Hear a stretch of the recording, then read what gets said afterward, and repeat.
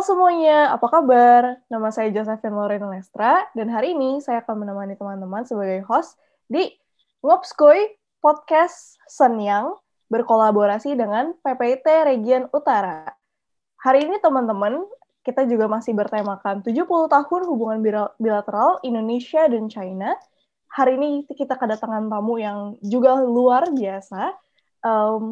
Dia sedang menempuh pendidikan master di Zhejiang University, Master in Hydraulic Engineering.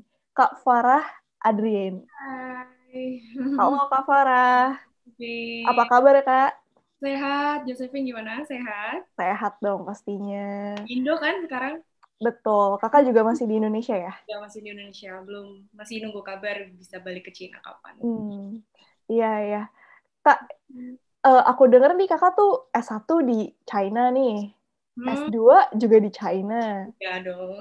Ini tuh kakak kenapa nih? Kayak tertarik banget nih sama China nih. Sampai S1 di China, S2 di Ya, China. oke. Jadi gimana ya? Waktu dulu aku S1 tuh sebenarnya belum belum begitu pengen, oh aku mau S1 di Cina gitu. Mungkin kalau Josephine dan teman-teman kan ada yang dari SMA mungkin udah pengen aku ntar S1-nya mau di Cina, aku mau kuliahnya di Cina. Tapi kalau aku dulu sempat kuliah dulu di Indonesia, 1 tahun habis itu baru ke Cina, dan waktu itu karena emang ada program kerjasama gitu kan, jadi waktu itu belum ada motivasi kenapa milih Cina. Kan dulu mungkin Cina belum, hubungan bilateral Indonesia-Cina belum yang sekeren sekarang lah, belum se-wow Iya, sekarang. iya. Nah, tapi seiring berjalannya waktu, pas udah sampai di Cina, sekitar ya kayak 6 bulanan gitu, aku mulai ngerasain kayak, wah ternyata gak salah pilih nih waktu itu ke Cina gitu. Karena pertama, selain karena bahasanya, aku kan suka belajar bahasa ya, apalagi bahasa Mandarin kan juga dipakai gak cuma di Cina doang gitu. Betul. Terus abis itu ternyata selain itu adalah perkembangan teknologinya di Cina, perkembangan transportasinya di Cina, itu tuh wow banget. Bahkan itu nggak kalah dengan negara-negara barat ya. Iya, betul Jadi, banget. jadi selama ya sekitar 6 bulan, terus berjalan 1 tahun, di sana tuh kurang lebih mulai merasakan segala kemudahan gitu buat kehidupan. Dalam arti kita bangun tidur, kita mau transaksi, itu udah ada digital payment, cashless, ya kita mau kemana-mana, transportasinya gampang, aksesnya, dan lain-lain gitu. Jadi segala kemudahan itu yang kemudian uh, buat saya termotivasi kayak, wah kapan ya Indonesia punya kayak gini. Dulu kan 2013 tuh Indonesia belum ada yang namanya GoPay, OVO, Iya. dan lain-lain kan. Jadi setelah itu mungkin setelah 2013, 2014, setahun sekali kan balik ke Indo. Dan itu tuh kayak ngerasain Indonesia tuh makin lama juga makin mengikuti perkembangan itu gitu. Dan aku yakin dengan adanya hubungan kerjasama, hubungan bilateral antara dua negara yang makin hari makin baik tuh Indonesia bisa menyusul gitu Cina untuk kemajuan bukannya di ekonomi, juga untuk kesejahteraan sosialnya. Gitu sih. Oke. Wih, mantep banget. Berarti kakak nih kuliah ke China dengan harapan suatu saat nanti kakak bisa bawa pulang ilmunya untuk menerapkan di Indonesia gitu ya kak ya? Iya, bener banget. Jadi kayak bahkan kalau misalnya kita banyak kan orang yang bilang, ah kamu ante-ante asing kayak gitu. Soalnya itu sih ya banyak kan yang ngajak saya. Betul, betul. Tapi kita ambil baik-baiknya aja deh. Semua negara itu kan punya plus minusnya. Kita mau kuliah di mana, di Malaysia, mau di let's say Amerika, itu pasti punya plus minusnya. Kalau memang ada yang buruk ya udah nggak usah kita tiru, kita ambilnya yang baik-baik aja. Gitu sih kalau aku. Betul Jadi banget. seenggaknya kita nanti bisa berkontribusi buat kemajuan negara kita sendiri. Gitu. Hmm. Kak, kalau boleh tahu nih, kenapa sih kakak ambil jurusan ini gitu? Kenapa Oke. pilih hydraulic engineering? Ini apa sih kak sebenarnya kak? Oke, jadi buat orang-orang yang awam, banyak sih orang yang belum tahu ketika nanya jurusan kamu apa, hydraulic engineering. Oh, mesin hidrolik itu ya, kayak yang buat ngangkat mobil itu semua semua tuh kayak pasti menuju ke arah situ.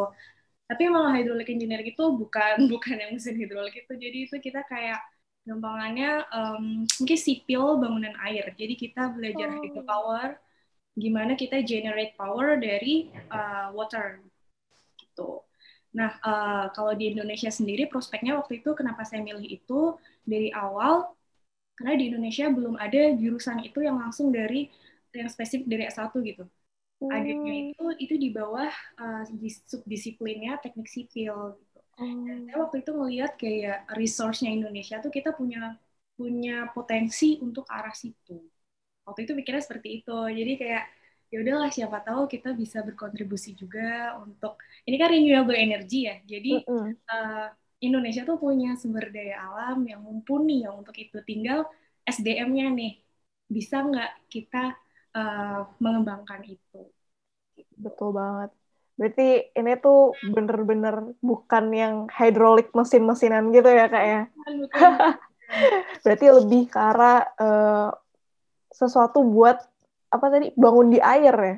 Ya bangunan air sih, jadi kayak Bangunan bendungan, air. dam, Oh, terus oke. sistem irigasi, kanal, pengendalian banjir, itu kan ya sesuatu yang sebenarnya Indonesia butuhkan, tapi belum Belum ada gitu ya? ada gitu. Jadi kayak ya udah kita belajarnya yang bagus di mana di Cina gitu. Kebetulan di Cina kan ada bendungan paling besar tuh di dunia. Tahu nggak? Iya ya, Lotus Dam. Nah itu. Jadi kayak betul-betul. belajar langsung ke ahlinya gitu. Kenapa enggak gitu. Keren banget sih Kak. Berarti Kakak nih kuliah juga sambil dapetin scholarship ya? Iya benar, Chinese Government Scholarship. Yang sekarang Dapat CGS berarti ya. Chinese Government Scholarship. Ini tuh setahu aku ya kayak waktu aku mau daftar kuliah juga nih ya. Aku sudah nyari-nyari beberapa beasiswa kan. Dan CSC sama CGS ini salah satu beasiswa yang menurut aku sulit gitu untuk didapetin gitu. Kok bisa sih Kak dapet dan gimana caranya gitu? Oke, jadi kalau yang aku waktu dulu S1 itu kan sebenarnya juga CGS, tapi itu provinsi ya. Jadi beasiswanya itu dari Provinsi Henan. Dulu kan aku di Chungcheong University. Nah, setelah S1, aku masih pengen lanjut S2 kan, dan masih pengen lanjutnya di Cina juga. Dan waktu itu sempat ada rumor nih, kalau yang udah S1-nya pakai JGS, S2-nya nggak bisa langsung. Jadi kayak harus ada gap year, kalian 1 tahun itu mungkin balik ke Indonesia atau kemana, baru nanti tahun berikutnya boleh daftar CGS lagi. Tapi waktu itu kayak ya udah coba aja gitu. Kalau emang keterima, alhamdulillah. Kalau enggak ya udah nothing tulus ya kan.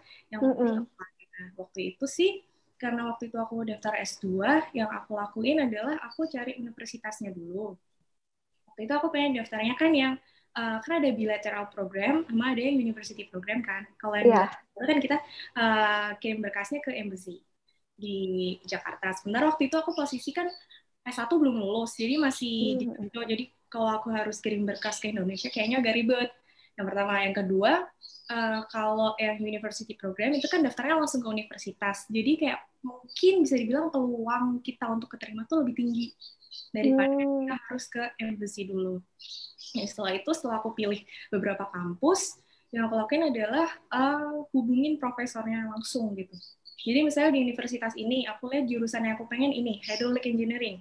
Habis itu aku cari profesornya mana nih yang kira-kira background research background-nya itu cocok sama yang aku pengen gitu. Terus waktu itu Oke. udah dapat si profesor A, kita email, kita perkenalkan diri, habis itu kita kirimlah CV dan lain sebagainya, terus sebutin juga dulu kita waktu S1 itu kita risetnya di apa, terus kita pengen ngapain, ya kayak semacam research plan, kayak gitu. Setelah itu dapat balasan dari beliau tuh ngeluarin kayak professional letter, kalau di Mhm. university nyebutnya kayak gitu, itu kayak surat beliau, intinya beliau akan menerima kita sebagai muridnya, dia akan menjadi pembimbing kita gitu loh. Nah, dengan adanya surat itu tuh, aku bisa bilang surat itu kayak surat sakti sih, Josephine. Jadi Oh, kayak oke. profesor tuh udah ada yang mau menjamin kita. Jadi muridnya dia yang udah qualified gitulah intinya bagi Oke. profesor ini. Jadi universitas ketika kita punya professional letter dari profesor nih kayak ya udah percaya aja gitu bahwa murid ini emang qualified gitu. Setelah itu kan universitas bakal ngeluarin surat rekomendasi ke CSC, Chinese Mm-mm. Council. Jadi ya mungkin dari rutenya dari itu sih alurnya. Jadi pesan aku mungkin buat teman-teman yang masih pengen daftar dan kan banyak yang bilang CSC itu susah. Coba Iya, ya beberapa jalur itu dicoba. Jadi kayak kan kita nggak cuma bisa apply ke satu satu jalur aja ya, kita bisa lewat betul embassy, betul. kita bisa lewat Chinese University Program, ya semuanya dicoba aja gitu. Cuma kalau aku waktu itu emang sengaja nggak ke embassy karena emang waktu itu aku posisi di Cina, jadi lebih mudah untuk kirim berkas tuh di Cina gitu. Wah, hebat banget sih, Kak. Keren sih, Kak. Berarti memang alurnya tuh ada banyak cara buat dapetin Iya. CSE atau CGS ini ya sebenarnya. Cuman kadang karena kita nggak ter-acknowledge, kita nggak tahu tentang informasinya, jadi kita ya akhirnya bingung gitu. Akhirnya kita anggap, wah ini susah banget buat dapetin beasiswa ini. Padahal bisa ya Kak ya Ya, sebenarnya. dan sebenarnya semua informasi itu kan emang ada nih di webnya CSC. Cuma kadang emang butuh ngobrol sama mungkin alumni atau teman-teman CSC yang sebelumnya, karena setiap orang punya tips and trick, punya cara masing-masing gimana dapetin CSC itu. Dan ada juga yang nggak cuma dapetin tuh kayak one shot, sekali apply langsung dapet. Ada juga yang cobanya berkali-kali. Berkali-kali. Ada teman aku yang kayak gitu, adik-adik Wow. yang kayak gitu. Jadi setiap orang punya caranya masing-masing. Kalau emang mau daftar, coba tanya-tanya ke alumni lah atau ke teman-teman yang lagi dapet CSC atau CGS itu. Itu kita sharing, jadi banyak pengalamannya plus minusnya gitu. Nah, apa tuh Kak plus minusnya Kak dari scholarship ini Kak? Plus minusnya sih apa ya? Lebih banyak, bisa dibilang lebih banyak plusnya. Oh, lebih banyak plusnya. Boleh diceritain dikit nggak? Ya, Plusnya apa sih Kak gitu? selain allowance-nya yang lumayan, ya kayak stipendnya lumayan lah. Terus kita itu nggak ada ikatan. Kayak kita harus kerja di sini, kita harus mengabdi ke sini gitu, nggak ada. Jadi setelah lulus ya terserah kamu mau kerja di mana, mau balik ke Indonesia atau mau kerja di Cina, jadi perusahaan apapun itu terserah gitu, nggak ada ikatan. Karena ada kan beberapa beasiswa di luar yang seperti itu. Jadi kalau kita dapat beasiswa A, kita harus kerja di tempat A kayak gitu. Nah kalau CSC ini nggak ada. Terus enaknya nggak enaknya mungkin paling ini sih, tapi ini standar ya, kayaknya semua beasiswa pasti ada, kita setiap semester pasti ada reviewnya. Jadi misalnya mungkin hasil review kita, studi review kita jelek, mungkin itu akan disuspend atau gimana gitu. Tapi itu jarang terjadi, dan selama ini aku belum pernah dengar sih hal itu terjadi. Ya asal kita kuliahnya benar, kita jarang bolos, maksudnya hal yang penting-penting banget kita nggak izin gitu sih. Overall kita bisa kok ngelewatin itu. Jadi kayak setelah lulus, udah kalian mau kerja di mana aja terserah, mau lanjut S3 juga terserah, kayak gitu sih. Wow, enak. Berarti memang keuntungannya itu adalah ya, karena tidak terikat dengan kontrak Iya, apapun benar. gitu ya. Ya, nggak ada kontrak. Betul. Karena kadang aku juga sering dengar sih beberapa orang suka yang punya dapat beasiswa, tapi at the end harus kayak kerja untuk 2-3 tahun gitu. Benar. Akhirnya ya waktunya terbuang gitu. Sekalipun gitu sebenarnya dari kerjaan itu dia dapat pengalaman juga gitu. Tapi tetap aja gitu nggak straightforward kalau sama hal yang bener-bener dia mau gitu, yang dia pingin jalanin gitu ya. Iya. Betul banget. Kak, ini kan kakak udah dapet beasiswa, terus udah gitu kakak kuliah di China. Aku denger nih kakak juga punya banyak banget reward, banyak banget achievement. Kok bisa sih ya? Ini nih kalau aku bacain nih ya, aduh ini banyak banget ya, ya ampun. Nggak usah dibacain. Wah, aku sampai yang paling terakhir nih ya, yang kurang lebih nih ya, ada first place Henan Province Pottery Reading Competition. Ini menarik sih Kak. Kok bisa gitu ya? Oh iya, jadi waktu itu tuh, waktu itu ada lomba baca puisi di kampus di Chungcheong University.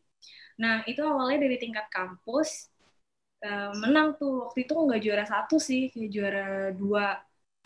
Terus habis setelah menang itu, ternyata ada yang namanya itu Henan Putri Reading Competition di tingkat provinsi. Terus waktu itu lause aku nanya, Farah mau nggak ikut ini gitu, mewakilin Cengco University. Kita di grup dikumpulin sama yang waktu itu juara 1 juga gitu. Ya udah akhirnya kita bertiga ya latihan akhirnya menang gitu.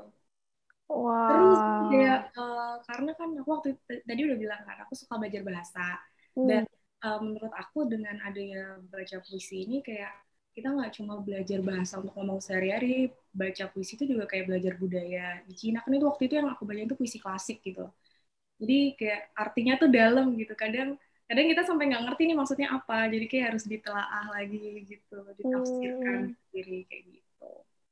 Keren banget sih Kak. Berarti ini tuh sebenarnya kalau kita jadi mahasiswa, dengan adanya kita aktif dalam kampus, kita tuh sebenarnya bisa berperan lebih gitu ya. Kita bisa sebenarnya bisa dapat banyak achievement juga sebenarnya gitu ya. Ya, jadi makanya mungkin kalau boleh kasih saran atau jangan mungkin ya buat teman-teman yang lagi belajar studi di Cina, itu kayak maksimalin aja belajar Mandarin gitu di sana. Dan belajar Mandarin itu kan nggak harus dari buku, nggak harus dari kelas, nggak harus dari laoshi, tapi juga kayak kalian bisa nonton film, sesimpel itu, dengerin musik, atau keluar traveling, banyak berinteraksi sama teman-teman orang lokal, banyakin nongkrong sama mereka, kan di situ akan terjadi interaksi yang mungkin di kelas tuh nggak diajarin gitu, karena di kelas kan kita belajarnya Mandarin yang formal tuh. Kalau Betul banget. kita mungkin bisa belajar istilah-istilah lain, bahkan kita bisa belajar Fangyen, kayak bahasa daerahnya. Mungkin kalau di Tianjin, di tempat Josephine, ada Fangyennya sendiri, gitu. Kan itu kan nggak diajari di kelas ya. Gitu. Betul. Atau kalau emang kita mager, ya sesimpel cuma di kamar, dengerin musik, lagu-lagu Mandarin, atau chat-chatan sama seller di Taobao. Oh, Kita bisa belajar istilah baru loh. Iya, kayak gitu. iya. Wah, itu seru ya kayaknya ya, catatan sama seller di Taobao. Aku baru denger loh ini. Nawar, minta bonus atau apa gitu. Itu bisa belajar istilah-istilah baru yang di kelas itu nggak mungkin diajarin gitu. Betul banget. Berarti kakak sering belanja dari Taobao nih ya, kelihatan. Taobao, JD, Pintuoto, ada semuanya. Semuanya. Murah-murah. Mantap banget nih. Aduh. Tapi emang sih kalau kita ngelihat balik nih ya di China segala macam mahasiswa, ini tuh memang banyak hal-hal yang kita nggak bisa dapetin gitu ya dengan jadi mahasiswa di China. Kita nggak bisa dapetin pengalaman-pengalaman seperti ini kalau kita kuliah di Indonesia ya. Bener banget. Wah, apalagi kan kakak juga udah merasakan gitu ya kuliah di Indonesia, abis itu kakak pergi gitu ke China gitu ya. Aku penasaran sih Kak, menurut kakak perbedaan yang paling signifikan tuh apa sih Kak? Waktu itu karena mungkin aku kuliahnya baru setahun ya, jadi kayak yang pertama mungkin dari dosennya mungkin ya, kayak dosen Indonesia tuh kadang susah banget dicari gitu kalau kita butuh. Tapi kalau di Cina tuh kadang dosen yang ngejar kita gitu. Wow. Kamu harus selesai segini gitu, kayak ngejar-ngejar. Tapi kalau di Indonesia tuh kadang pas kita butuh dosennya nggak ada gitu. Tapi pas kadang kita lagi nggak ngomongin kita malah dikejar-kejar. Kadang gitu sih. Sama mungkin apa ya, fasilitas juga, fasilitas kayak semacam lab dan lain-lain tentunya di Cina lebih lengkap, lebih komprehensif juga untuk hal kayak gitu, lebih modern. Itu aja sih. Selebihnya mungkin ya sama sih sistem pendidikannya kita sama di Cina. Betul sih. Aku juga ngerasain banget sih, Kak. Jadi teman aku juga cerita nih ya, dia juga salah satu mahasiswa di Indonesia. Aduh, susah banget nih jadi dosen. Kok kayak nggak ketemu-ketemu gitu. Kayak waktunya ntar nggak cocok lah, ntar tiba-tiba dosennya sakit lah, ntar kenapa lah. Sedangkan aku waktu di China, dosen aku bahkan kayak nanya, yang ini udah bisa belum materinya? Ini gimana? Kamu ada kesulitan apa? Dan itu bener-bener kayak yang, wah beda banget sih Ya, memang. kan, iya. Jadi memang mahasiswa itu harus aktif mencari dosen. Tapi ketika kita mencari kalau dosennya nggak ada ya buat apa gitu. Iya, betul. Nah, kalau di Cina ya kita memang dituntut untuk aktif. Tapi memang dosennya tuh selalu apa ya, memang memfasilitasi kita untuk itu. Jadi mereka dibayar untuk itu ya dia mereka harus sediakan waktu gitu ya buat mahasiswa-mahasiswanya gitu. Iya, bener sih. Itu bener-bener berasa banget ya. Gitu. Anyway, Kak, kan kita lagi bahas tentang bilateral nih. Kemarin aku ngobrol sama Pak Yaya nih tentang banyak hal kan. Dan Pak Yaya tuh ada sempat bilang intinya, kalau kita mahasiswa ini, itu tuh memegang peranan yang benar-benar penting sebenarnya untuk hubungan bilateral Indonesia-China ke depannya gitu. Kalau dari kakak nih, kakak punya mungkin punya visi atau punya beberapa tahun ke depan gitu ya, kakak mungkin punya bayangan gitu, akan jadi seorang yang seperti apa sih, dan kakak mungkin akan memberikan dampak apa gitu yang sekarang kakak harapkan gitu, yang kakak pingin. Okay. Jadi mungkin dengan adanya hubungan bilateral Indonesia-Cina yang makin hari makin harmonis nih ya, saya sih bisa melihatnya dari mungkin empat unsur kayak Pak Dubes juga waktu itu pernah bilang, dengan ada ekspor, terus investor yang datang dari Cina, habis itu di bidang digital ekonomi, terus ada di tourism. Dari empat hal itu pengennya sih kita sebagai generasi muda ya, khususnya kita juga yang belajar di Tiongkok, untuk balik ke Indonesia, kita manfaatkan, ambil peluang-peluang di 4 unsur tersebut untuk ikut memajukan perekonomian Indonesia. Contohnya misalnya di bidang masing-masing ya tentunya. Kalau misalnya aku jurusannya hidrolik, ya udah aku misalnya berminat untuk menjadi dosen, aku lanjut S2. Ya, setelah lanjut S2, baru setelah itu bisa apply buat dosen, setelah itu lanjut S3. S3 juga kan nggak harus di Cina lagi, di mana aja. Dan setelah itu, karena saya tahu kan di Indonesia untuk jurusan ini masih sangat langka, jadi itu saya gunakan kesempatan ini untuk bagi ilmu buat adik-adik atau murid-murid nanti di Indonesia pada nantinya. Itu kalau saya bisa merefleksikan mungkin diri saya dalam 10 atau 20 tahun ke depan itu. Tapi buat teman-teman yang kayak jurusan saya tourism, ekonomi, nah itu lebih bagus lagi, malah mungkin kontribusinya malah lebih jelas. Lebih besar ya. Iya, benar. Karena kita bisa narik wisatawan asing, terutama dari Cina, kita bisa Mandarin, kita bisa ngelatih tour guide, gak hanya jadi tour guide, kita bisa punya tour agency, ya kan? Gitu. Dan kita untuk bantu adik-adik untuk studi di Cina, itu juga bisa jadikan peluang. Gitu. Jadi, pengennya sih untuk, utamanya keempat unsur ya, digital ekonomi juga sih, yang sekarang lagi ngehits-ngehitsnya, udah GoPay, OVO, terus Shopee, dan lain-lain, itu sih. Berarti kakak nih berencana untuk menjadi dosen ya, kira-kira ya? Itu cita-cita sih, tapi kan kita nggak tahu ya ke depannya gimana. Dan itu juga kita bisa manfaatkan ketika kita di Cina, kita punya banyak koneksi, misalnya kita mau main ekspor, impor, gitu sih. Itu sih yang aku masih pengen perdalam sampai saat ini. Karena iya nggak sih, Josephine, kita ada di Cina kan pasti orang-orang ngertinya, kenapa sih kamu nggak ekspor, main ekspor, impor, kayak gitu. Betul. Iya. Betul banget. Ya itu emang butuh proses juga ya, butuh ilmu juga, butuh pengalaman, butuh banyak sharing sama orang-orang yang lebih paham tentang itu. Sementara aku jurusannya juga bukan itu, jadi kayak masih takut nih. Gitu. Iya, kadang banyak orang tuh salah kaprah gitu ya, salah pemikiran gitu. Kok kuliah di China susah, segala macam, bukannya main ekspor impor atau mungkin jual mata uang atau mungkin atau mungkin jadi translator segala macam. Banget kan yang bilang kayak gitu. Padahal tuh sebenarnya potensinya jauh lebih besar daripada itu gitu ya. Benar. Tapi ini yang belum kelihatan mungkin sekarang ini ya. Gitu. Jadi mungkin itu sih kayak hubungan bilateral Indonesia-Cina ini kan udah bagus. Mungkin ke depannya kalau bagus, nggak hanya dari 4 unsur utama ini, kita bisa mengembangkan lagi ya. Dari pendidikan, mungkin gitu. Oh, hebat sih Kak. Ini bener banget sih. Aku setuju banget sih. Karena aku pun juga masih jadi mahasiswa baru nih ya. Aku baru masuk tahun kedua nih kebetulan. Iya, masih nggak ada apa-apanya lah dibanding kakak nih, 5 tahun nih kakak nih. Jadi iya banyak belajar gitu. Aku pun juga kayak, karena sekarang online juga, nggak bisa balik ke China gitu. Iya mungkin pengalamannya jadi lebih sedikit gitu ya, gara-gara pandemi ini gitu. Tapi memang nggak memungkiri untuk kita mahasiswa-mahasiswa yang baru masuk, dikarenakan pandemi ini jadi kehilangan momen gitu sebenarnya ya. Kita tetap masih bisa belajar gitu. Masih bisa banget. Ya, lagian sekarang juga zamannya era digital ya. Jadi kayak kita mau apa-apa gampang gitu. Jadi kayak nggak usah takut. Coba kalau pandemi ini terjadi di, mungkin nggak usah jauh-jauh, 10 tahun yang lalu gitu. Iya. Oh, yang lalu, oke. Belum ada yang namanya Zoom meeting, belum ada. Bener banget sih. Gimana coba kuliahnya gitu kan. Jadi kayak ya kita pandemi ini kita ambil hikmahnya gitu. Sementara kita masih belajar di sini, ya udah sambil lihat-lihat peluang apa yang ada di Indonesia yang bisa kita kerjain gitu aja. Semakin baik waktu sama keluarga sebelum nanti ditinggal Josephine lagi nih ke China nih ya. Iya. Berarti menurut kakak dengan adanya COVID ini tuh sebenarnya nggak terlalu berpengaruh besar lah ya terhadap pendidikan kita gitu sebagai mahasiswa gitu ya?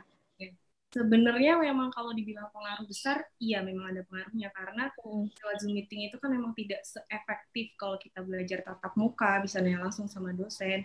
Cuma masih bisa lah kita minimalisir dengan kita misalnya buka-buka video, browsing-browsing tentang materi tersebut, gitu kan jadi lebih gampang.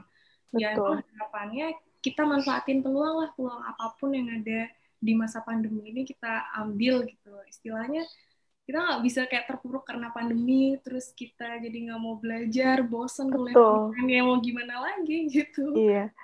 Berarti memang sebenarnya kita tuh sebagai mahasiswa harus berpikir kreatif gitu ya. Gimana caranya supaya kita bisa kuliah, supaya kita bisa mengerti tentang apa yang diajarkan gitu.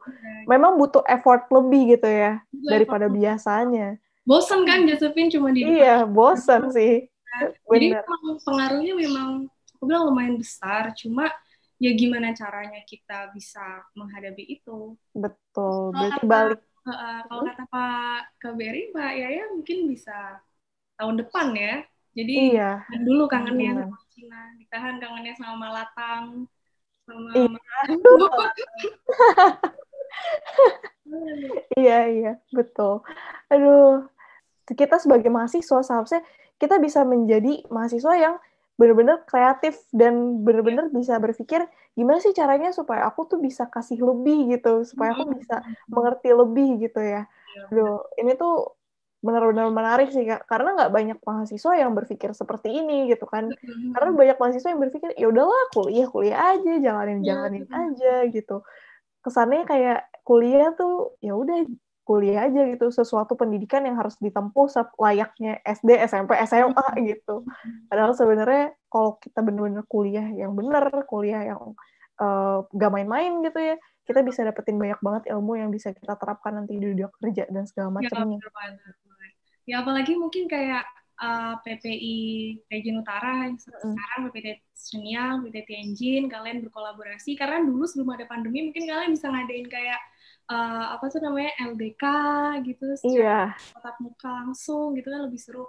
Tapi itu nggak menyurutkan niat kalian buat untuk terus berorganisasi, terus belajar cara memanage suatu organisasi gitu. Kalian adain mungkin ini webinar ini kan mungkin atau podcast ini sesuatu yang kayak mudah tapi sebenarnya nggak mudah kan kalau untuk dilaksanakan. Kalian juga di sini menemukan beberapa problem, beberapa masalah yang ya itu emang nggak ketemu kalau kalian nggak main di organisasi itu gitu. betul. Berarti aktif berorganisasi ini juga salah satu nilai plus gitu yang bisa kita dapatkan gitu ya. Iya benar. Apalagi kalau misalnya selama di Cina itu maksudnya ya jangan cuma kuliah pulang. Jadi kita harus berinteraksi nggak cuma dengan mahasiswa lokal, mahasiswa internasional sama teman-teman di PPI. Jadi nggak ada salahnya lo ikut organisasi. Kita nggak tahu Betul.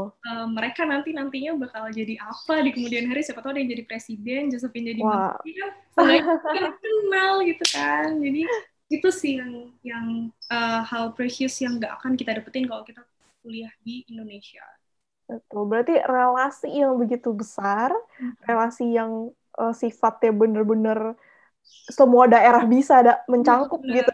Dari Sabang sampai Merauke mungkin ada ya teman-teman yang kuliah di Tiongkok gitu. Iya, karena kita juga kalau kuliah di Indonesia mungkin satu kampus ya dari kota-kota itu aja gitu ya. Bahkan kalau misalnya, tapi kalau kita ke China gitu ya, banyak gitu. Dari Jakarta ada, dari Surabaya ada, dari Papua ada, dari Palembang ada, dari mana-mana ada semua. Dan itu benar-benar suatu hal yang kita nggak bisa dapatkan gitu ya di tempat lain gitu. Iya, benar banget sih, Kak. Nah, Kak, menurut Kakak nih, ada nggak sih, Kak, harapan Kakak gitu buat mahasiswa-mahasiswa Indonesia gitu yang sekarang mungkin lagi menempuh pendidikan juga di China, buat kedepannya gitu, tentang hubungan bilateral ini gitu, mewakili. Kan Kakak nih sebagai mahasiswa yang kita anggap mungkin ya lebih senior lah daripada kita gitu ya. Ada nggak sih kayak, aduh sebenarnya ada harapan seperti ini nih. Karena kalau aku jujur aja aku masih bingung nih, Kak, karena masih baru banget kan masuk dan menempuh pendidikan di kuliah gitu. Jadi kalau dari aku sih, aku kayak berasanya, aduh bilateral, ini itu, aduh kayak pusing banget segala macam. Tapi kalau kakak nih yang udah lebih senior, ada nggak sih kak gitu? Ada sih mungkin secara umum lebih ke, tadi mungkin aku udah bilang ya kayak, kalau di Cina jangan hanya terpaku belajar dari buku. Ini terutama untuk yang belajar Mandarin. Karena kalau kita udah di Cina, nggak bisa Mandarin itu kayak rugi nggak sih gitu udah jauh-jauh ke Cina gitu. Sementara banyak teman-teman di Indonesia yang pengen bisa Mandarin, yang pengen ke Cina tapi nggak punya kesempatan untuk itu gitu. Jadi mungkin walaupun teman-teman ngambilnya bukan dengan pengantar Mandarin, maksudnya kuliahnya kan ada tuh yang pengantar bahasa Inggris gitu, itu nggak masalah. Yang penting kan kalian tetap dapat pelajaran Mandarin kan, mungkin berapa SKS gitu. Dan belajar Mandarin yang tadi aku bilang nggak harus dari buku, nggak harus dari Laoshi, kalian bisa praktekin sendiri banyak ngobrol dengan teman-teman lokal, teman-teman internasional, ngobrolnya jangan pakai bahasa Inggris. Kalian di Cina ngobrolnya pakai bahasa Cina dong, kayak gitu kan. Ya itu sih, diperdalam Mandarinnya, karena apapun jurusannya, ketika kalian lulus masuk ke dunia kerja, kalian punya tambahan skill Mandarin, itu akan menambah nilai jual kalian, istilahnya seperti itu.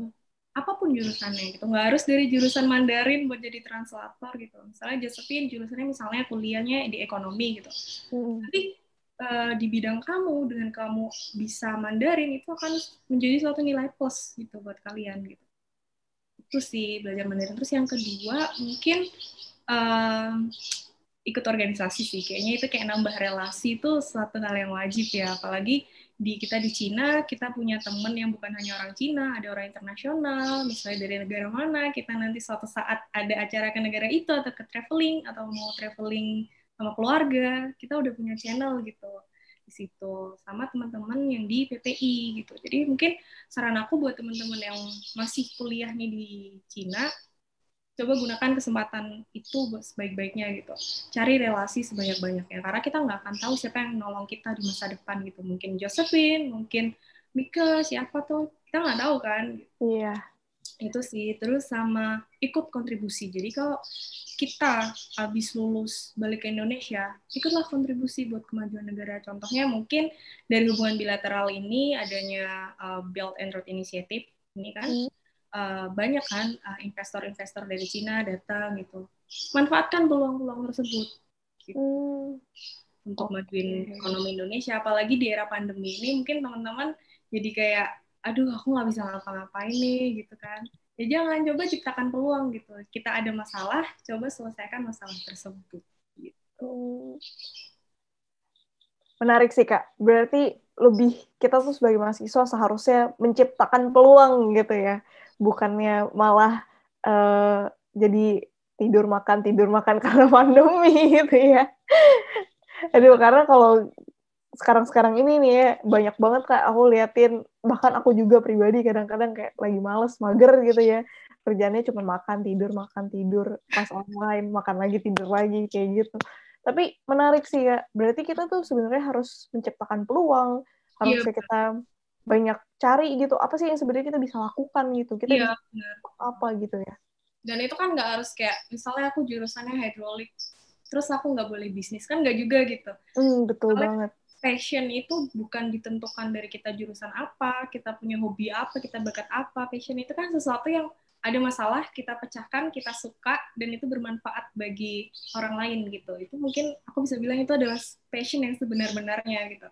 Misalnya kayak yang sekarang aku lakuin pas pandemi ini, kan aku lagi nggak bisa pulang nih, Josephine.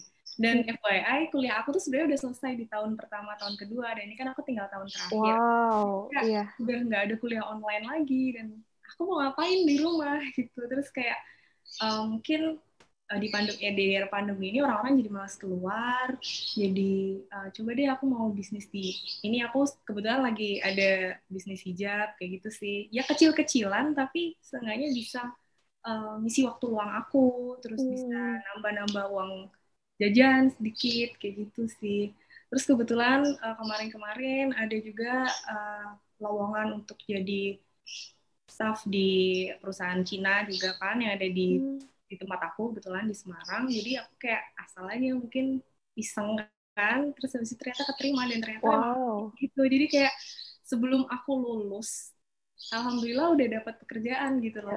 Mungkin lulusnya nanti masih tahun depan, nunggu pandemi selesai mungkin ya untuk bisa wisuda. Jadi alhamdulillahnya itu sih. Jadi kayak aku menemukan blessing in disguise di era pandemi ini gitu. Jadi kayak sesuatu yang ini tuh masalah bagi semua orang. Tapi gimana kita menyikapinya, gimana cara kita memandangnya, terus gimana kita bisa menciptakan peluang di masalah itu gitu loh, untuk memecahkan ya, bukan cuma buat kita tapi juga buat masyarakat juga sih gitu. Hebat sih Kak, berarti ini intinya kita tuh sebenarnya nggak perlu terlalu berfokus sama diri kita gitu ya.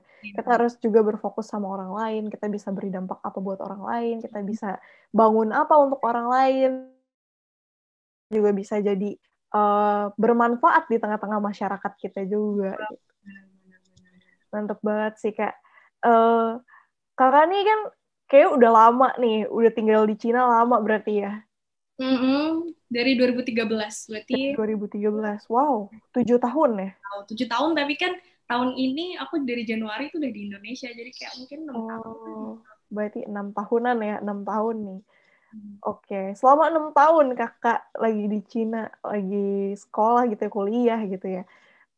Ada nggak sih kak, kakak berasa mungkin ada, uh, kan kita lagi bahas bilateral nih ya, ada nggak sih kayak kebijakan bilateral yang mungkin agak-agak kayak, duh kok kayaknya yang ini agak susah gitu ya untuk dipenuhi gitu. Mungkin secara budaya, karena kan kadang-kadang kita juga kalau di kampus aku pribadi ya, kita juga suka ada, bukan pertukaran budaya sih, tapi lebih kayak event di mana tuh dari masing-masing negara tuh adain kayak pakaian adat atau makanan daerah kayak gitu-gitu. Jadi Ya. kita bener-bener kayak sharing gitu tentang negara kita segala macam. Tapi menurut kakak nih selama 6 tahun kurang lebih ya kakak tinggal di China, ada nggak sih kayak pengalaman yang, aduh ini tuh kayak nggak banget deh, atau mungkin ada yang, wah ini tuh bagus banget programnya gitu. Oke. Selama ini tuh mungkin belum ada ya yang aku bilang kurang kurang menguntungkan bagi mahasiswa Indonesia, terutama yang di Tiongkok. Karena selama ini hubungan bilateral aku lihat makin hari makin bagus, makin harmonis terjalinnya, dan malah menambah peluang bagi kita untuk berkarya gitu, berkontribusi. Jadi dengan adanya promosi pariwisata contohnya ya, promosi pariwisata Indonesia udah sampai ke Cina, ikut eksibisi di mana-mana, dan ketika eksibisi itu mereka juga kadang minta tolong kita untuk jadi translator, jadi interpreter, pemandu. Itu kan suatu pengalaman yang nggak akan kita dapetin kalau kita kuliah di Cina ya. Kalau kita kuliah nggak di Cina gitu, sorry. Itu sih, itu salah satu contoh real ya yang pernah aku alami dan teman-teman lain mungkin pernah alami juga. Gitu. Menarik banget sih Kak. Berarti memang dengan adanya hubungan bilateral ini justru bukannya merugikan kita, tapi justru membawa kita untuk semakin hari semakin baik gitu ya. Iya, semakin merangsang kita untuk berkontribusi. Ayo dong, kamu bisa apa? Kamu bisa Mandarin, ayo kontribusi di bidang ini, bidang ini. Hmm, Kamu jurusannya ini, coba kontribusi di bidang bidang kamu. Kayak semua itu kita punya jatah untuk berkontribusi di bidang kita masing-masing gitu kan. Tergantung gimana kita mainkan peluang itu. Gitu sih, Josephine. betul. Oke, setuju sih Kak. Berarti memang kalau misalnya kita kuliah di China gitu ya, bawalah gitu, uh, bawalah gitu per bawalah budaya-budaya Indonesia yang baik itu ke China gitu. Nah, Terus itu sebaliknya. penting banget ya Josephine bilang. Mm-mm. Jadi kayak kita kuliah di manapun, nggak cuma di Cina, kita kuliah di luar itu kita nggak cuma bawa nama baik pribadi, tapi kita bawa negara, atas nama asal kita gitu ya. Kita adalah representasi Indonesia di luar. Jadi bagaimana kita behave, orang akan ngeliat, oh, ternyata orang Indonesia kayak gini, orang Indonesia kayak gini gitu kan. Gitu. Jadi kayak Tuh. buat teman-teman yang masih di sana tetap jadi orang yang sopan, orang yang ramah, karena orang Indonesia terkenal dengan itu kan murah senyum, suka tegur sapa, itu sih kerennya orang Indonesia. Betul. Iya sih, bener sih Kak. Waktu aku pergi ke Beijing ya, jadi aku orang Tianjin memang, tapi Ya. waktu aku jalan-jalan ke Beijing, wah itu bener-bener orang-orang sibuk, bener-bener sibuk, dan Iya, mereka kayak, ya udah jalan-jalan aja gitu, bener-bener nggak lihat kita sama sekali, iya, nggak benar. notice kita ada di sana gitu. Tapi Hmm. memang bener gitu, waktu mereka ketemu orang-orang Indonesia, ketemu teman-teman aku, dan kita orang Indonesia senyum, cuma dengan senyum aja itu kayak mereka kayak, wow, kok mereka beda gitu ya dari orang, bener-bener jadi sesuatu hal yang membekas sih sebenarnya pribadi ke aku gitu, karena ya nggak banyak gitu orang China yang ternyata bisa kita lakukan pendekatan dengan hanya cuman senyum gitu ya. Benar banget. Hanya dengan satu senyuman itu kita bisa mengubah mood orang gitu. Iya bener banget sih Kak. Dan berarti kita juga harus, selain kita bawa budaya Indonesia ke China, kita juga harus bawa pulang budaya China ke Indonesia yang baik-baiknya gitu ya. Benar. Kayak budaya disiplinnya mereka, gimana mereka, kalau misalnya mereka punya target harus selesai saat itu. Hmm, Mereka bukan seorang procrastinator, kayak orang yang suka nunda-nunda gitu sih kalau aku bilang. betul Disiplin betul. waktunya itu terutama. Itu sih yang kayak, kayaknya itu aku harus belajar banyak gitu dari orang Cina. Bahkan sampai sekarang itu aku masih harus baik belajar untuk hal itu gitu. Karena butuh proses sih untuk membiasakan diri dari yang saya mungkin dari umur sampai 16 tahun masih di Indonesia dan hidup seperti ini, terus kemudian beradaptasi dengan pace kehidupan di Cina yang seperti itu. Jadi ambil baik-baiknya pas kita pulang, yang nggak baik tinggalin aja gitu. Bener banget. Tapi memang setuju banget sih Kak, orang China tuh bener-bener disiplin abis. Bang. Disiplin abis. Jadi kalau misalnya telat sedikit aja, itu udah kayak berasa bersalah banget gitu ya. Sedangkan orang kita kebanyakan kaum mager. Iya nggak sih? Iya, molor-molor. Acara jam 9, ya udahlah jam 10 aja baru datang. Baru mandi. Jam 10 baru mandi. Ditanyain, jawabnya OTW. Iya, benar. Antara OTW kamar mandi atau OTW venue nih. OTW, oke tunggu aja. Oh, oke, tunggu aja. Aduh. Nah, itu sih. Jadi selama di Cina mungkin kita lebih menghargai waktu ya. Karena emang kayak di Cina tuh kayak mungkin di Beijing lebih kerasa lagi ya kalau hidup di kota-kota besar seperti itu. 1 menit itu adalah ya 60 detik yang sangat berharga gitu. Kalau di sini kita mungkin rebahan, ya udahlah tunda dulu. Kalau di sana enggak, mungkin 1 menit itu bisa jadi uang sekian yuan gitu. Betul. Karena memang hidup di sana juga lumayan keras gitu ya. Time is money banget lah. Iya. Aduh, mantep banget. Kak, anyway ada pertanyaan nih dari salah satu teman kita. Ini pertanyaannya agak sedikit sensitif sih, tapi ini penting gitu. Jadi ada yang bertanya gini, Kak. Apakah ada saran dari Kakak nih buat teman-teman kita yang mungkin Muslim, yang mau datang ke China untuk study, tapi ragu gitu ya, karena mungkin takut orang-orang China ini rasis atau segala macam. Gitu. Oke, sebenarnya ini bukan pertanyaan yang sensitif, ini pertanyaan aku bisa bilang ini sangat normal karena semua itu dialami dan aku pun banyak sampai sekarang aku udah tinggal mungkin 6 tahun di Cina masih banyak yang menanyakan hal itu, bagaimana sikap orang Cina terhadap kita yang Muslim, terutama yang pakai hijab gitu ya. Jadi yang pertama bahwa di Cina itu jangan dikira yang Muslim tuh Indonesia doang. Oh enggak, orang Cina juga punya suku Hui, terus suku Wei yang dari Xinjiang itu. Terus di Cina itu mahasiswa internasionalnya yang Muslim juga bukan cuma Indonesia doang, ada Malaysia, ada negara-negara Arab, negara-negara Timur Tengah gitu ya. Dan di kampus itu, aku nggak tahu mungkin teman-teman kampus ini beda-beda. Kalau di kampus aku dulu di Chengzhou waktu S1 tuh ada satu lantai 2-nya itu makanan halal semua di kantin gitu. Jadi kayak akses kita untuk mendapatkan makanan halal itu sangat mudah gitu. Terus kalau misalnya kita keluar kampus juga banyak kok jajanan-jajanan yang memang ada benar-benar logo halalnya, yang jual pakai peci, itu tuh banyak banget. Kalau mau masak sendiri juga ada daging yang benar-benar halal gitu. Jadi itu pertama untuk akses makanan halalnya. Terus bagaimana orang Cina memandang kita ya? Kita sebagai representasi Indonesia, representasi Muslim untuk komunitas Muslim di Indonesia atau dunia juga, ya coba kita beri pengertian mereka. Kalau mereka nanya-nanya, ya kita jawab sebisa kita gitu. Jadi jadilah kita seorang representasi yang bisa menggambarkan benar-benar misalnya dalam hal ini Islam sebenarnya gitu. Islam itu tuh peaceful, Islam itu penuh cinta, penuh damai, kita cinta damai, kita bukan orang yang anarkis, yang bukan seperti yang media-media barat mungkin portray kita ini seperti apa gitu sih. Karena memang aku bisa lihat sih dari isu-isu yang banyak belakangan ini tuh sering banget digoreng kayak isu Xinjiang dan lain-lain. Ya karena memang aku tidak tinggal di Xinjiang, aku tidak bisa memberikan keterangan lebih lanjut. Tapi sepengalaman aku tinggal di beberapa kota di Cina, aku ngerasa enggak kok orang Cina nggak seperti itu. Masjid nggak dibakar kok, masih ada berdiri kokoh, kita masih bisa Jumatan, kita bisa sholat Id, bisa sholat di situ gitu. Dan itu sih kayak makanan-makanan halal juga dapatnya itu mudah. Jadi apa yang harus dikhawatirkan? Jadi kita kan udah dewasa ya, sama-sama dewasa. Kita harus bisa pilih mana fakta, mana opini. Waktu dulu pelajaran bahasa Indonesia belajar dong. Belajar dong. Mana fakta, mana opini kan di satu paragraf. Waktu itu mungkin kita pas belajar itu tuh kayak ngerasa, ini kan gampang banget ya misahin fakta, misahin opini. Tapi setelah ini dengan majunya era digital, kita bisa akses berita di mana aja, jadi makin susah kan Betul. membedakan mana fakta, mana opini. Fakta ada datanya, data itu asalnya dari mana, kita harus cek dan lain-lain gitu. Karena mungkin media sekarang banyak yang nggak berimbang, kayak gitu. Jadi itulah mungkin kita harus pinter-pinter ya, apalagi kita mahasiswa loh. Kita mahasiswa Betul. Indonesia, kuliah di luar negeri, kita harus bisa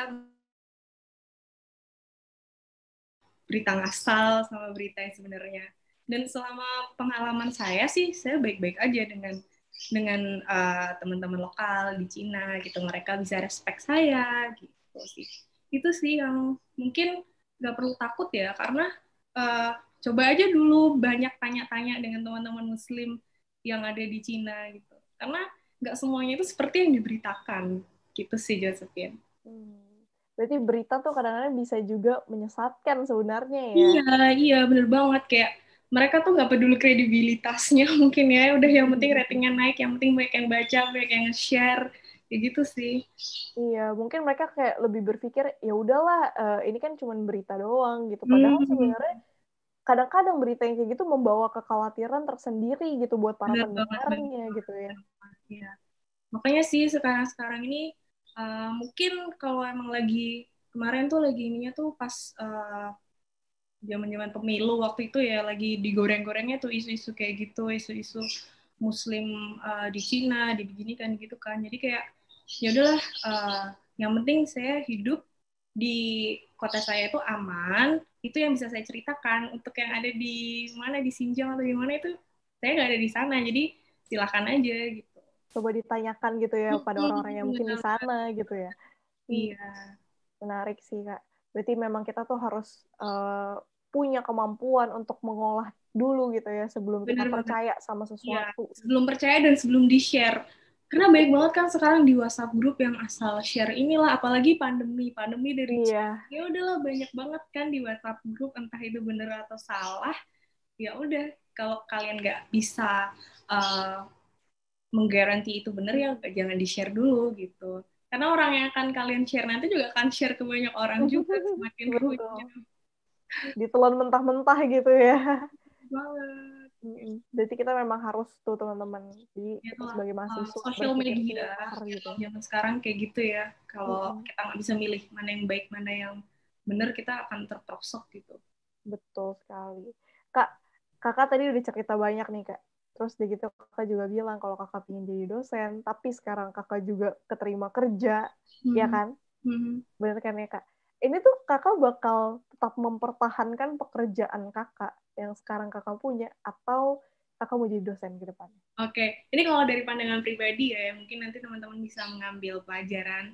Jadi sama pandemi ini kenapa tahu-tahu aku jadi kerja karena memang aku melihat peluang dan melihat masa depan juga di situ. Jadi memang cita-cita aku jadi dosen, tapi nggak ada salahnya aku mencari pengalaman di bidang Hmm. profesional gitu loh.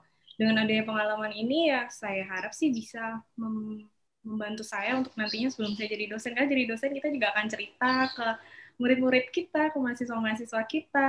Kalau kita nggak ada pengalaman sama sekali, kayak fresh graduate aja, itu tuh ada yang kurang gitu. Kayak mungkin masak sayur ada kurang garamnya, kurang bumbu gitu loh. Ya nggak sih Josephine, kalau saya kurang menarik aja. Saya memposisikan diri sebagai mahasiswa gitu kan. Kalau gurunya cuma jelasinnya tentang aduh teoritis banget itu kan bikin ngantuk. Tapi kalau saya bisa Hmm. kasih apa ya intermezzo, cerita pengalaman saya mungkin dulu di Cina seperti ini, terus di dunia kerja saya pernah seperti ini. Kayaknya itu akan jadi suatu hal yang akan bikin mahasiswa saya tuh pengen ada kelas saya terus gitu. Kayak Hmm. gitu sih, sesimpel itu sih kayak ya saya sekarang mungkin masuk ke dunia kerja, semoga itu nggak akan menghalangi niat saya untuk ngejar cita-cita saya, malah itu bisa mendukung saya untuk ke arah sana. Pengennya sih gitu, doain Betul. aja ya. Siap, Kak, siap. Berarti kakak lebih ingin menginspirasi gitu, jadi inspirasi buat Semoga mahasiswa-mahasiswa amin, gitu. amin. Pengennya. Yang Ya terbaik ya, kalau Kak. terinspirasi syukur, kalau nggak terinspirasi ya udahlah. Kita menginspirasi. Iya, iya. Kakak pengen jadi dosen di mana nih, Kak? Di China atau di Indonesia? Tentunya di Indonesia. Di Pasti Indonesia. di Indonesia ya berarti ya. Iya, pengennya sih emang apapun kerjanya nanti nggak harus jadi dosen. Eh, aku pengennya sih kontribusi di bidang apapun.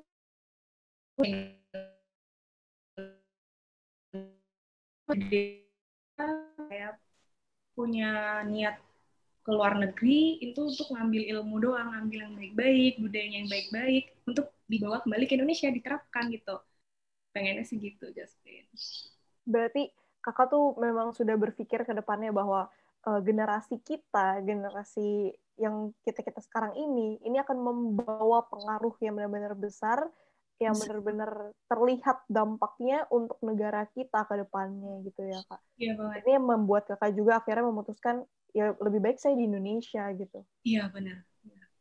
Itu Betul sih. banget. Jadi kita kan ada nanti 2045 kita punya bonus demografi. Jadi kan itu suatu peluang digunakan sebaik-baiknya. Jangan sampai jadi bencana demografi gitu. Jadi kayak uh, generasi muda tuh malah nggak bisa apa-apa, malah jadi beban negara. Jangan, manfaatkan aja. Misalnya kayak sekarang kita punya banyak waktu luang, kayak Josephine dan teman-teman gini, senang banget gitu saya bisa ngobrol di sini, sharing gitu. Jadi kayak kalau misalnya lagi nggak ada kuliah, ya coba cari peluang atau tonton video-video yang menarik lah. Zaman sekarang tuh gampang banget kan akses informasi kemana aja. Betul. Iya Kak, betul banget Kak. Berarti memang kita sebagai generasi sekarang ini, kita juga harus berpikir ke depannya bagaimana kita juga bisa mempersiapkan adik-adik kita yang di bawah gitu ya, sebagai generasi lanjutan yang akan juga nantinya bakal memimpin gitu negara kita suatu saat nanti gitu ya Kak. Bener banget, bener banget. Iya Karena Kak. nanti pas kita tua ya masa depan kita ada di adik-adik kita nanti. Betul banget. Iya, berarti nanti kalau kita tua, kalau kita nggak berhasil mendidik mereka juga, susahnya di kita juga gitu ya. Maksud saya juga. Betul. Terakhir nih Kak, kakak ada saran dan harapan nggak untuk hubungan bilateral antara Indonesia dan China ke depannya supaya semakin apa nih kira-kira? Ya, kalau hubungannya sih semoga hubungan bilateral Indonesia-China ini terus terjalin dengan harmonis yang tentunya bisa menguntungkan kedua belah pihak ya. Jadi tidak ada pihak yang dirugikan. Terus tentunya di era pandemi ini khususnya ya bisa bersinergi gitu untuk memulihkan kondisi ekonomi, kondisi sosial Indonesia yang memang terpuruk ya. Kita sempat terpuruk juga gitu. Jadi bagaimana Tiongkok, China ini bisa membantu kita untuk dalam akselerasi lah pertumbuhan ekonomi kita nantinya gitu. Jadi nggak cuma di bidang ekspor impor, tapi juga di bidang lain seperti gimana sih membangkitkan pariwisata yang lagi lesu di masa pandemi ini. Kita bisa belajar dari situ.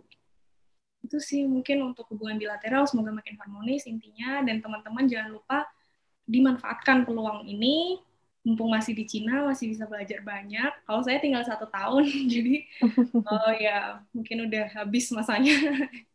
Gitu itu Joseph. Ya, tapi karena waktu juga ya, kita juga iya nggak berasa ya.